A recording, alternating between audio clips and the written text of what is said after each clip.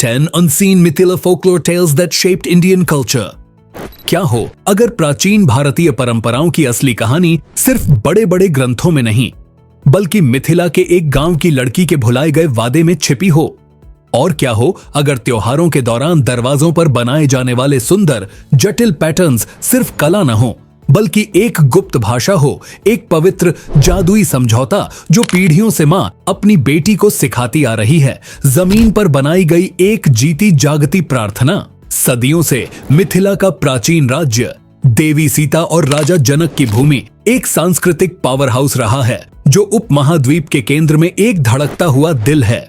लेकिन अगर आप मिथिला को सिर्फ रामायण के पन्नों से जानते हैं तो आप पूरी तस्वीर मिस कर रहे हैं।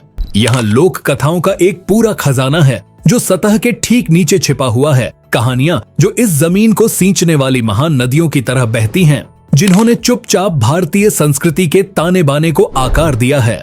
आज हम मिथिला की 10 ऐसी अनसुनी लोक कथाओं की गिनती कर रहे हैं जो आपको आपकी विरासत का वह पहलू दिखाएंगी जो आपने पहले कभी नहीं देखा होगा।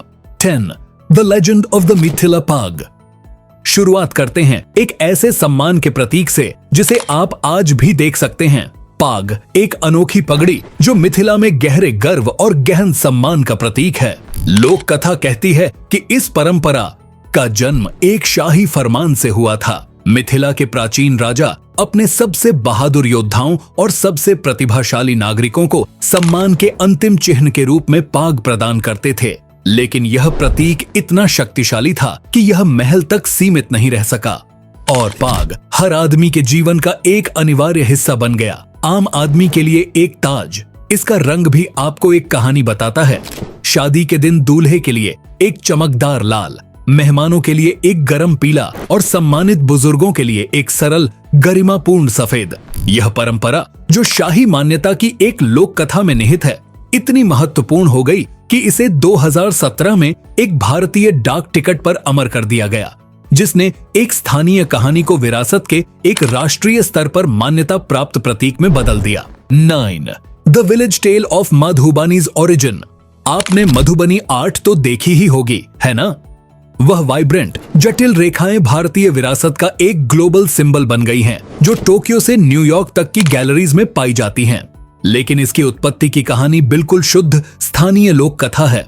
कहानी यह है कि जब राजा जनक अपनी बेटी सीता का विवाह भगवान राम से कर रहे थे तो वह इतने आनंद से भर गए कि उसे व्यक्त करने के लिए एक नए माध्यम की जरूरत थी। वह इस दिव्य पल को ऐसे कैप्चर करना चाहते थे जैसा पहले कभी किसी ने न देखा हो। इसीलिए उन्होंने अपने राज्य की महिलाओं से कहा कि वह विवाह की कहानी को अपने घरों की दीवारों और फर्शों पर चित्रित करें। वह चाहते थे कि हर एक नागरिक इस जश्न का हिस्सा बने, पूरे राज्य को एक जीती जागती आर्ट गैलरी में बदल दे, जो एक दिव्य विवाह का जश्न मनाने के लिए एक शाही प्रोजेक्ट के रूप में शुरू हुआ। वह एक शक्तिशाली परंपरा बन गया जहां महिलाएं टहनियों से बने ब्रश और धरती से मिले रंगों का उपयोग करके आज भी देवताओं, प्रकृति और रोजमर्रा के जीवन की कहानियां कहती हैं, अपनी संस्कृति को हर ब्रश स्ट्रोक से जिंदा रखते हुए। 8. The divine birth of a goddess from the earth. ज्यादातर लोग मिथिला को सीता की जन्मभूमि के रूप में जानते हैं, लेकिन वह किसी महल में पैदा नहीं हुई थीं, रेशम और सोने में लिपटी हुई वह धरती माता का ही एक वरदान थीं। जैसा कि कथा है, मिथिला राज्य एक भयानक आत्मा को कुचल देने वाले सूखे से गुजर रहा था। अपने पुरोहितों की सलाह पर राजा जनक ने देवताओं को प्रसन्न करने के लिए एक पवित्र अनुष्ठान के रूप में एक बंजर खेत जोतना शुरू किया। जैसे ही सोने का हल सूखी फटी हुई जमीन को चीरते हुए आगे बढ़ा, वह किसी चीज से टकराया और वहां एक ताजी बनी हुई रेखा में उन्हें एक दिव्य बच्ची मिली, जिससे एक हल्का सा प्रकाश निकल रहा था। क्योंकि वह उन्हें जोती हुई जमीन में मिली थी, उन्होंने उसका नाम सीता रखा, जिसका संस्कृत में अर्थ है हल रेखा। यह कहानी सिर्फ उनके नाम की व्याख्या नहीं करती, यह प्रकृति के साथ उनके गहरे संबंध को स्थापित करती है और मिथिला को एक पवित्र स्थल के रूप में चिह्नित करती है, एक ऐसी जगह जहां देवत्व सचमुच मिट्टी से बाहर आ सकता है। 7. The tale of king Janaka's unwavering wisdom. राजा जनक लोक कथाओं में एक विशाल व्यक्तित्व हैं, जिन्हें सिर्फ राजा के रूप में नहीं बल्कि एक संत के रूप में भी पूजा जाता है। उनके एक आदर्श राजर्षि यानी फिलोसोफर किंग होने की अनगिनत कहानियां हैं। एक प्रसिद्ध कहानी में महान संत अष्टावक्र जनक के दरबार में आए और वहां की शान और शौकत देखकर मान लिया कि राजा भी सांसारिक मोहमाया में खोया हुआ एक और शासक है। लेकिन जनक ने उन्हें प्यार से समझाया कि सच्चा ज्ञान दुनिया को त्यागने में नहीं बल्कि उसमें रहते हुए उससे जुड़ने में नहीं है। एक पल में वह देश भर के संतों के साथ गहरे दार्शनिक सत्यों पर बहस कर सकते थे और अगले ही पल वह अपने राज्य के मामलों को कुशलता से प्रबंधित करते थे। जनक के दरबार की यह कहानियां, जो ज्ञान और तीव्र बहस का एक जीवंत केंद्र था, ने मिथिला की प्रतिष्ठा को दर्शन के एक केंद्र के रूप में बनाया और भारतीय संस्कृति में एक शक्तिशाली आदर्श स्थापित किया कि ज्ञान और कर्तव्य विपरीत नहीं हैं, बल्कि एक ही सिक्के के दो पहलू हैं। 6. The Arapan Ritual and the Language of the Floor। याद है वह गुप्त भाषा जिसका मैंने शुरू में जिक्र किया था? यह वही है। पूरे भारत में आपको रंगोली या कोलम जैसी सुंदर फर्श कला दिखती है। मिथिला में इसे अरिपण कहते हैं और इसकी कहानी बिल्कुल पवित्र लोक कथा है। अरिपण सिर्फ सजावट के लिए नहीं है, यह देवताओं के साथ सीधा संपर्क का एक माध्यम है। इसका नाम खुद संस्कृत शब्द अलेपन से आता है, जिसका अर्थ है लेपना। लोक कथा कहती है कि चावल के आटे और पानी के पेस्ट से बनाए गए यह जटिल चित्र सबसे पहले जमीन को शुद्ध करने और देवताओं और पूर्वजों से आशीर्वाद आमंत्रित करने के लिए बनाए गए थे। हर एक पैटर्न एक विशिष्ट संदेश है। एक दृश्य प्रार्थना, जन्म के लिए एक खास अरिपण होता है, शादी के लिए दूसरा, और यहाँ तक कि एक अच्छा पति मांगने के लिए भी एक अलग अरिपण होता है। अनगिनत पीढ़ियों से माँ से बेटी तक पहुँचाया गया अरिपण एक जीती जागती दृश्य लोक कथा है। महिलाओं के लिए अपने परिवारों की रक्षा करने और अपने हाथों से ब्रह्मांड को संतुलन में रखने का एक शक्तिशाली और सुंदर तरीका। यह कहानियां सिर्फ कहानियां नहीं हैं, यह हमारी संस्कृति को एक नए गहरे स्तर पर समझने के सुराग हैं। अगर आपको इतिहास के इन छुपे हुए कोनों की यात्रा में मजा आ रहा है तो हम पर एक एहसान करें और सब्सक्राइब बटन दबाएं और नोटिफिकेशन बेल भी बजा दें। आप आगे आने वाली चीजों को मिस नहीं करना चाहेंगे। 5. The tale of the Chhath festivals roots.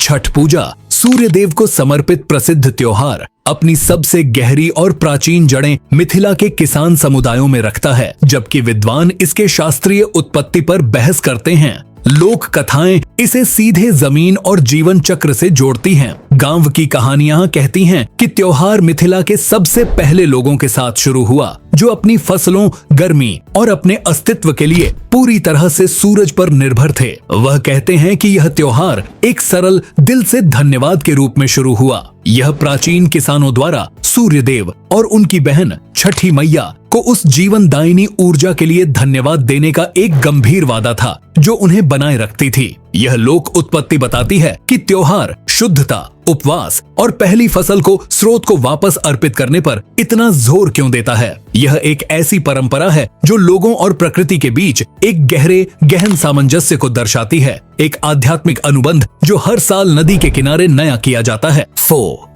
Vidyapati and the servant who was a god. Vidyapati 14वीं सदी के एक असली कवि थे, लेकिन मिथिला के दिल में वह खुद एक कथा बन गए हैं। लोग उन्हें मैथिल कवि कोकिल यानी मिथिला का कवि कोयल कहते थे और उनके प्रेम और भक्ति के गीत आज भी गाए जाते हैं। लेकिन उनके बारे में सबसे अद्भुत कहानी उगना की है। लोक कथा के अनुसार भगवान शिव के प्रति विद्यापति की भक्ति इतनी शुद्ध और सर्वस्व थी कि शिव ने खुद एक साधारण अनाड़ी गांव के लड़के उगना का भेष धरकर उनकी सेवा करने का फैसला किया। सालों तक उगना ने विद्यापति के विनम्र सेवक के रूप में काम किया, लेकिन एक दिन विद्यापति की पत्नी ने गुस्से में आकर उगना को डांटना और मारना शुरू कर दिया। विद्यापति अपने ईश्वर का अपमान होता हुआ नहीं देख सके, इसलिए एक निराशा के क्षण में उन्होंने भेद को गुप्त रखने का अपना वादा तोड़ दिया और बताया कि उगना असल में कौन था। उसी पल शिव गायब हो गए। दिल टूटे हुए विद्यापति ने अपना बाकी का जीवन अपने दिव्य मित्र के लिए तीव्र तड़प के गीत गाते हुए भटकते हुए बिताया। यह गीत, जिन्हें नच्चारी के नाम से जाना जाता है, ने एक नश्वर मनुष्य और उसके ईश्वर के बीच इस खूबसूरत आत्मीय कहानी को अमर कर दिया है। 3. द स्वयंवर। एंड द अनब्रेकेबल बो। सीता के स्वयंवर की कहानी रामायण का एक आधार स्तंभ है, लेकिन मिथिला में यह एक स्थानीय गाथा है जो उनकी पहचान और गर्व को परिभाषित करती है। राजा जनक के पास एक विशाल दिव्य धनुष था जो कभी भगवान शिव का हुआ करता था। वह इतना भारी और शक्तिशाली था कि कोई भी मनुष्य उसे उठा तक नहीं पाया था। तो जनक ने एक घोषणा की, जो भी राजकुमार इस धनुष को चढ़ा देगा वही उनकी प्रिय पुत्री सीता से विवाह कर सकता है। देश के कोने कोने से राजा और राजकुमार आए, गर्व और अहंकार से भरे हुए, लेकिन हर एक विफल रहा। उस शक्तिशाली हथियार को हिला तक नहीं पाए। यह कहानी उनके अहंकार पर प्रकाश डालती है। जब राम ने आगे बढ़कर विनम्रता और शालीनता के साथ न सिर्फ धनुष चढ़ाया, बल्कि उसे एक ऐसी आवाज के साथ तोड़ दिया जो पूरे ब्रह्मांड में गूंज उठी, तभी भाग्य पूरा हुआ। मिथिला के लोगों के लिए यह कहानी सिर्फ राम की दिव्य शक्ति के बारे में नहीं है, यह सीता के अपरिमित मूल्य के बारे में है। इसने साबित कर दिया कि सिर्फ दिव्य चरित्र वाला पुरुष ही उनकी राजकुमारी के लिए अच्छा था। एक विषय जिसने सदियों से संस्कृति के भाग्य, मूल्य और रिश्तों के नजरिए को आकार दिया है। टू द लेजेंड ऑफ मिथिला's learned courtesans। अब यहाँ लोक कथा से एक ऐसी कहानी है जो सीधे तौर पर उन चीजों को चुनौती देती है जो हम आम तौर पर मेनस्ट्रीम इतिहास की किताबों में पढ़ते हैं। जबकि कई प्राचीन समाजों ने महिलाओं को हाशिए पर धकेल दिया, मिथिला की कहानियां शक्तिशाली और प्रभावशाली महिलाओं के बारे में बताती हैं जो कला और संस्कृति की संरक्षक थीं। वहां की गणिकाएं, लोक कथा उन्हें सिर्फ मनोरंजन करने वाली के रूप में वर्णन नहीं करती। वह अत्यधिक शिक्षित कवयित्रियां, कुशल संगीतकार और निपुण नर्तकियां थीं। कहानियां कहती हैं कि उनके सैलून जैसे बस्टलिंग इंटेलेक्चुअल हब्स थे, जीवंत केंद्र जहां बेहतरीन कविताएं सुनाई जाती थीं, नए संगीतिक रूप बनाए जाते थे और दार्शनिक विचारों पर बहस होती थी। वह सम्मानित स्वतंत्र व्यक्तित्व थीं जो राज्य की कलात्मक परंपराओं को संरक्षित और समृद्ध करने में महत्वपूर्ण थीं।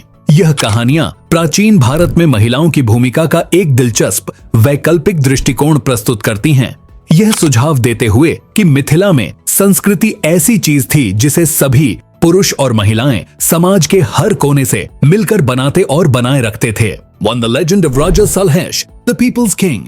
और नंबर 1 पर हमारे पास मिथिला की सबसे शक्तिशाली और जमीनी लोक कथाओं में से एक है, राजा सलहेस की गाथा। सलहेस कोई पौराणिक राजा नहीं थे, बल्कि दुसाद समुदाय के एक नायक थे जिन्हें आज भी एक देवता के रूप में पूजा जाता है। लोक कथा के अनुसार वह 6ठी शताब्दी के एक ऐसे योद्धा थे जिन्होंने अपनी असाधारण वीरता और जादुई शक्तियों से अपने लोगों की रक्षा की। उनकी कहानियां सिर्फ लड़ाइयों के बारे में नहीं हैं, बल्कि सामाजिक न्याय के बारे में भी हैं। वह एक दलित नायक थे जिन्होंने ऊंची जातियों के राजाओं के अत्याचारों का सामना किया और उन्हें हराया, जो अपने आप में गर्व का एक शक्तिशाली स्रोत था। उनकी गाथा में प्रेम का भी एक गहरा रंग है, जिसमें वह दौना मालिन नाम की एक माली की बेटी से प्रेम करते हैं और उनके इस रिश्ते में कई जादुई और साहसिक मोड़ आते हैं।